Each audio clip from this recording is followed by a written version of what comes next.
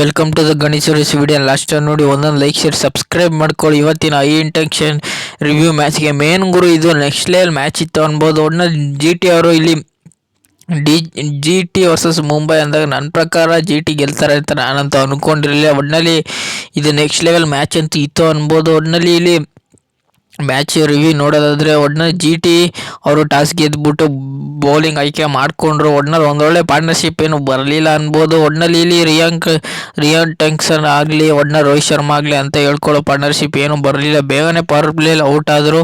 ಒಟ್ಟಿನಲ್ಲಿ ಇವರು power play almost ಅವ್ರ ಹಿಂದೆ ಫಸ್ಟ್ ರಿಂಗರ್ಟನ್ಸ್ ಪವರ್ ಪ್ಲೇ ಫಸ್ಟ್ ಓವರ್ಗೆ ಔಟ್ ಆದರೆ ಮೂರನೇ ಓವರ್ಗೆ ರೋಹಿತ್ ಶರ್ಮಾ ಔಟ್ ಆದರು. ಒಟ್ಟಿನಲ್ಲಿ ಮೇನ್ ಗುರು ಇಲ್ಲಿ ವಿಲ್ ಜಾಕ್ಸು ಮತ್ತು ಸೂರ್ಯಕುಮಾರ್ ಯಾದವ್ ಒಂದೊಳ್ಳೆ ಪಾರ್ಟ್ನರ್ಶಿಪ್ನ ಬಿಲ್ಡ್ ಮಾಡ್ಕೊ ಬಂದರು ಅನ್ಬೋದು. ಮೇನು ವಿಲ್ ಜಾಕ್ಸ್ ಒಂದೊಳ್ಳೆ ಅಗ್ರೆಸಿವ್ನೆಸ್ನ ತೋರಿಸಿದ್ರು.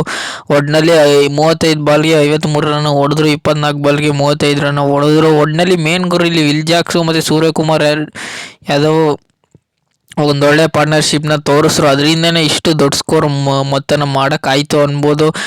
ತಿಲಕ್ ವರ್ಮಾ, ಹಾರ್ದಿಕ್ ಪಾಂಡ್ಯ ಅಂತ ಹೇಳ್ಕೊಳ್ಳೋ ಆಟ ಆಡಲಿಲ್ಲ. ಇಲ್ಲಿ ನರ್ಬಿನೂ ಅಷ್ಟೇ ಅಂತ ಹೇಳ್ಕೊಳ್ಳೋ ಆಟ ಆಡಲಿಲ್ಲ. ಒಟ್ಟಿನಲ್ಲಿ ದೀಪಕ್ ಚಾಹಲ್ ಅಷ್ಟೇ. ಒಟ್ಟಿನಲ್ಲಿ ಮೇನ್ ಗುರು ಒಟ್ಟಿನಲ್ಲಿ ಇಲ್ಲಿ ಮುಂಬೈ ಬ್ಯಾಟಿಂಗು ಅಂತ ಹೇಳ್ಕೊಳ್ಳೋ ಬ್ಯಾಟಿಂಗು ಮೇನು ಇಲ್ಲಿ ಸೂರ್ಯಕುಮಾರ್ ಯಾದವ್ ಮತ್ತು ವಿಲ್ ಜಾಕ್ಸ್ ಆಟ ಆಡಿದ್ರು ಹೊರತು ಅಂತ ಹೇಳ್ಕೊಳ್ಳೋ ಆಟ ಯಾರೂ ಆಡಲಿಲ್ಲ ಅನ್ಬೋದು. ಒಟ್ಟಿನಲ್ಲಿ ಮೇನ್ ಗುರು ಇಲ್ಲಿ G T bowling next level ಇತ್ತು. ಎಲ್ಲರೂ ಆಲ್ಮೋಸ್ಟ್ ವಿಕೆಟ್ನ ತಗೊಂಡ್ರು ಅನ್ಬೋದು. ಮೇನು ಮೊಹಮ್ಮದ್ ಸಿರಾಜ್ ಆಗಲಿ ಒಂದು ವಿಕೆಟು, ಮುಖೇಶ್ ಕುಮಾರ್ ಆಗಲಿ ಒಂದು ವಿಕೆಟು, ಇಲ್ಲಿ ಪ್ರಸಿದ್ಧ ಕೃಷ್ಣ ಆಗಲಿ ಒಂದು ವಿಕೆಟು, ಇಲ್ಲಿ ಕಿಶೋರ್ ಆಗಲಿ 2 ವಿಕೆಟ್ ತಗೊಟ್ರು. ಇಲ್ಲಿ ರಶೀದ್ ಖಾನ್ ಒಂದು ವಿಕೆಟು, ಇಲ್ಲಿ ಕೋರ್ಸೆಯವರು 1 ವಿಕೆಟ್ ತಗೊಟ್ರು. ಒಟ್ಟಿನಲ್ಲಿ ಎಲ್ಲರೂ ಒಂದೊಂದು ವಿಕೆಟ್ನ ತಗೊಟ್ರು. ಮೇನು ಇಲ್ಲಿ ಕಿಶೋರ್ ಅವರು 2 ಕ್ರೂಷ, ಶಾಯಿ ಕುಶಲ್ ಅವರು 2 ವಿಕೆಟ್ನ ತಗೊಟ್ರು. ಒಟ್ಟಿನಲ್ಲಿ ನೆಕ್ಸ್ಟ್ ಲೆವೆಲ್ ಆಟನ ತಗೊಂಡು ಹೋದ್ರು ಅನ್ಬೋದು. ಒಟ್ಟಿನಲ್ಲಿ ಇವರು 2 ವಿಕೆಟ್ ತೆಗಿತಾರೆ ಅಂತ ನಾನಂತೂ ಅಂದ್ಕೊಂಡಿರಲಿಲ್ಲ. ಒಟ್ಟಿನಲ್ಲಿ ಇವರೇನು will Jacks Suryakumar Yadav partnership ಏನಾದ್ರು ಮುರಿದಿತ್ತಿಲ್ಲ ಅಂದರೆ ಸಿಕ್ಕಾಬಿಡೆ ಕಷ್ಟ ಆಯ್ತಿತ್ತು. ಒಟ್ಟಿನಲ್ಲಿ ಮೇನ್ ಗುರು ಒಟ್ಟಿನಲ್ಲಿ ಓಪನಿಂಗ್ ಓವರ್ಗಳಲ್ಲಿ ಪವರ್ ಸ್ಟಾರ್ಟ್ ಆಗಲಿಲ್ಲ. ಒಟ್ಟಿನಲ್ಲಿ ಮಿಡಲ್ ಓವರ್ಗಳಲ್ಲಿ ಒಂದು ಲೆವೆಲ್ಗೆ ಸ್ಟಾರ್ಟ್ ಆಯಿತು. ಲಾಸ್ಟ್ ಟೆಸ್ಟಲ್ಲಿ ಸಿಕ್ಕಾಬಿಟ್ಟೆ ಬೇಗನೆ ಔಟ್ ಆದರು ಅಂತ ಹೇಳ್ಕೊಳ್ಳೋ ಪಾರ್ಟ್ನರ್ಶಿಪ್ ಯಾರಿಂದನೂ ಬರಲಿಲ್ಲ. ಒಟ್ಟಿನಲ್ಲಿ ನಾನೇನೋ ಒಂದು 190 200 ಹೊಡಿತಾರೆ ಅಂದ್ಕೊಂಡಿದ್ದೆ. ಇವರು ಅಂತ ಹೇಳ್ಕೊಳ್ಳೋ ಬ್ಯಾಟಿಂಗ್ ಯಾರೂ ಆಡಲಿಲ್ಲ. 155 ಹೊಡೆದ್ರು, 8 ವಿಕೆಟ್ ಕಳ್ಕೊಂಡು. Main Suryakumar Yadav will Jacks ಅವರಿಬ್ಬರು ಪಾರ್ಟ್ನರ್ಶಿಪ್ಪಿಂದನೇ ಇಷ್ಟು ಚೆನ್ನಾಗಿ ಬಂತು ಹೊರತು ಇನ್ಯಾರು ಅಂತ ಹೇಳ್ಕೊಳ್ಳೋರು ನೋಡಿಲಿಲ್ಲ. ಒಟ್ಟಿನಲ್ಲಿ ಮೇನ್ ಗುರು ಒಟ್ಟಿನಲ್ಲಿ 155 ಹೊಡೆದ್ರು. 55 ಚೇಸ್ ಮಾಡೋಕ್ಕೆ ಬಂದವರು ಜಿ ಟಿ ಅವರು ಅಂತ ಹೇಳ್ಕೊಳ್ಳೋ ಪಾರ್ಟ್ನರ್ಶಿಪ್ ಬರಲಿಲ್ಲ ಅನ್ನೋದಕ್ಕಿಂತ ಇಲ್ಲಿ ಸಾಯಿ ಸುದರ್ಶನ ಬೇಗನೆ ಔಟ್ ಮಾಡಿದ್ರು. ಇಲ್ಲಿ ಟ್ರೆಂಟ್ ಬೋಲ್ಟ್ ನಾನು ಹೇಳಿದೆ, ಇಲ್ಲಿ ಪವರ್ ಪ್ಲೇಯಲ್ಲಿ ಮಿನಿಮಮ್ ವಿಕೆಟ್ ತೆಗೆದ್ರೆ ಲೋ ಸ್ಕೋರಲ್ಲೂ ಮ್ಯಾಚ್ ಗೆಲ್ಲೋ ಚಾನ್ಸ್ ಸಿಕ್ಕಾಬಿಟ್ಟೆ ಇದೆ ಅನ್ಬೋದು. ಲೋ ಸ್ಕೋರ್ ಅನ್ನೋದಕ್ಕಿಂತ ಇವರು ಪವರ್ ಪ್ಲೇ 1 ವಿಕೆಟ್ ತೆಗೆದ್ರು, ಆಮೇಲೆ ಏನು ವಿಕೆಟೇ ತೆಗಿಯೋಕ್ಕಾಗಲಿಲ್ಲ. ಇಲ್ಲಿ ಮೇನು ಶುಭ್ಮನ್ ಗಿಲ್ಲು ಇಲ್ಲಿ ಜಾಸ್ ಬಟ್ರಲ್ಲೂ ಒಂದೊಳ್ಳೆ ಪಾರ್ಟ್ನರ್ಶಿಪ್ನ ಮಾಡಿಕೊಂಡ್ರು. ಇಲ್ಲಿ ಶುಭ್ಮನ್ ಗಿಲ್ಲು 50ನ ಮಿಸ್ ಮಾಡಿಕೊಂಡ್ರು. ಇಲ್ಲಿ ಜಾಸ್ ಬಟ್ರಲ್ ಒಂದು ಕ್ಯಾಮ್ ಇನ್ನಿಂಗ್ಸ್ ಆಡಿದ್ರು ಅವರಿಂದ ಅಂತ ಹೇಳ್ಕೊಳ್ಳಾಟ ಯಾರು ಆಡಲಿಲ್ಲ ಅನ್ಬೋದು. ಒಟ್ಟಿನಲ್ಲಿ ಮೇನ್ ಗುರು ಇಲ್ಲಿ ತೆವಾಟಿಯ ಲಾಸ್ಟ್ವರೆಗೂ ಗೆದ್ದು ಮ್ಯಾಚ್ನ ಗೆಲ್ಸ್ಕೊಟ್ರು. ಇಲ್ಲಿ ಶಾರುಖ್ ಖಾನು ಬೇಗನೆ ಔಟ್ ಆದರು. ಒಟ್ಟಿನಲ್ಲಿ ಕೋಸ್ಟೆ ಅವರು ಲಾಸ್ಟ್ ಓವರ್ಗಳಲ್ಲಿ ಬಂದು ಮ್ಯಾಚ್ನ ಗೆಲ್ಸ್ಕೊಟ್ರು ಅನ್ಬೋದು. ಒಟ್ಟಿನಲ್ಲಿ ಮ್ಯಾಚ್ ಸಿಕ್ಕಾಬಟ್ಟೆ ಟರ್ನ್ ಓವರ್ ಆಯಿತು. ಮಳೆ ಬರೋದಾಗಲಿ ಮಧ್ಯದಲ್ಲಿ ಸಿಕ್ಕಾಬಟ್ಟೆ ಮ್ಯಾಚ್ ಟರ್ನ್ ಓವರ್ ಆಯಿತು. ಮೇನ್ ಗುರು ಇಲ್ಲಿ 14ನೇ ಓವರ್ ತನಕ ಜಿ ಟಿ ಕೈಲಿ ಇತ್ತು. 14ನೇ ಓವರ್ ಆದಮೇಲೆ ಮುಂಬೈ ಕೈಲೇ ಮ್ಯಾಚ್ ತಕ್ಷಣ ಹೋಯ್ತು. ಒಟ್ಟಿನಲ್ಲಿ Jasprit Bumrah next level 2 crucial ವಿಕೆಟ್ಗಳನ್ನ ತಗೊಟ್ರು. ಟ್ರೆಂಟ್ ಬೋಲ್ಟ್ ಅಷ್ಟೇ 2 ವಿಕೆಟ್ಗಳನ್ನ ತಗೊಟ್ರು. ಇಲ್ಲಿ ಮೇನ್ ಗುರು ಒಳ್ಳೆ ಕ್ರೂಷಿಯಲ್ ವಿಕೆಟ್ಗಳನ್ನ ಇಬ್ಬರೂ ತಗೊಟ್ರು ಅನ್ಬೋದು. ಒಟ್ಟಿನ Trent Boult Jasprit Bumrah next level ಆಟನ ಆಡಿದ್ರು. ಕರಣ್ ಶರ್ಮಾ ಅಂತ ಹೇಳ್ಕೊಳ್ಳೋ ಓವರ್ ಮಾಡಿದ್ರು.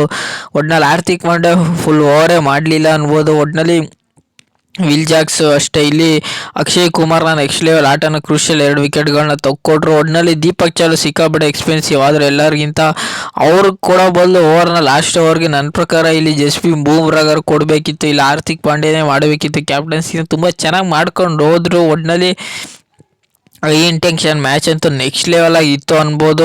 ಒಟ್ಟಿನಲ್ಲಿ ಮೇನ್ ಗುರು ಇಲ್ಲಿ ಪವರ್ ಪ್ಲೇಲಾಗಲಿ ಶುಭ್ಮನ್ ಗಿಲ್ಲು ಮತ್ತು ಜಾಸ್ ಬಟ್ರಲ್ಲೂ ಅಗ್ರೆಸಿವ್ನೆಸ್ ತೋರ್ಸೋಕ್ಕಾಗಿದ್ದಕ್ಕೇನೆ ಇವರು 155 ಚೇಸ್ ಮಾಡೋಕ್ಕೆ ಹೊಡೆಯೋಕ್ಕಾಯ್ತು ಅನ್ಬೋದು. ಇಲ್ಲಾಂದರೆ ಸಿಕ್ಕಾಬಿಟ್ಟು ಅಗ್ರೆಸಿವ್ನೆಸ್ ತೋರಿಸಿದ್ರು. ಮೇನು ಇಲ್ಲಿ ನನ್ನ ಪ್ರಕಾರ ಇಲ್ಲಿ ಇಲ್ಲಿ ಅವರಿಬ್ಬರು ಔಟ್ ಆದಂಗೆ ಅಂತ ಹೇಳ್ಕೊಳ್ಳೋ ಪಾರ್ಟ್ನರ್ಶಿಪ್ಪು. ಇಲ್ಲಿ ಶಾರುಖ್ ಖಾನ್ ಬೇಗನೆ ಔಟ್ ಆದರು.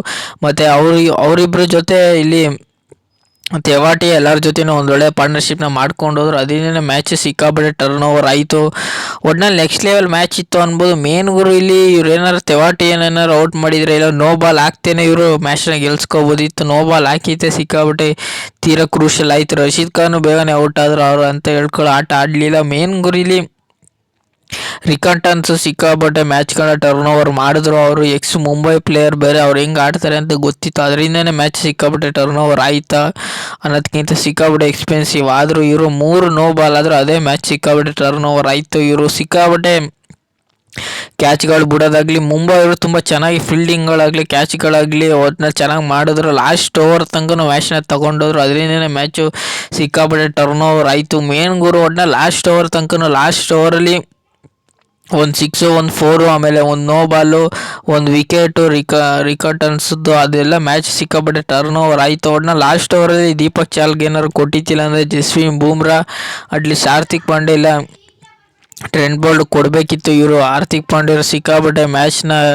ಏನೋ ಗೆಲ್ಲಿಸ್ಬಿಡ್ತಾರೆ ಅಂತ ತಗೊಂಡೋದ್ರು. ಇವ್ರು ಗೆಲ್ಸೋಕ್ಕಾಗಲಿಲ್ಲ. ಒಟ್ಟಿನಲ್ಲಿ ಮೇನ್ ಗುರು ಒಟ್ಟಿನಲ್ಲಿ ನಾನು ಅಂದ್ಕೊಂಡಿದ್ದೆ ಮುಂಬೈ ಗೆಲ್ತಾರೆ. ಇಷ್ಟು ಲೋ ಸ್ಕೋರ್ ಮಾಡಿದ್ರು ಮುಂಬೈ ಗೆಲ್ತಾರೆ ಅಂದ್ಕೊಂಡಿದ್ದೆ. ಮುಂಬೈ ಗೆಲ್ಲಿಲ್ಲ. ಒಟ್ಟಿನಲ್ಲಿ GT ಅವರು ಗೆದ್ದರು. ಒಟ್ಟಿನಲ್ಲಿ 147 ಹೊಡೆದು ಒಟ್ಟಿನಲ್ಲಿ ಒಂದು ಸೂರು ಕಡಿಮೆ ಸ್ಕೋರ್ ಮಾಡಿಕೊಂಡು ಒಟ್ಟಿನಲ್ಲಿ ಗೆದ್ದರು. ಒಟ್ಟಿನಲ್ಲಿ 3 ವಿಕೆಟ್ಗಳ ಭರ್ಜರಿ ಜಯ GTಗೆ.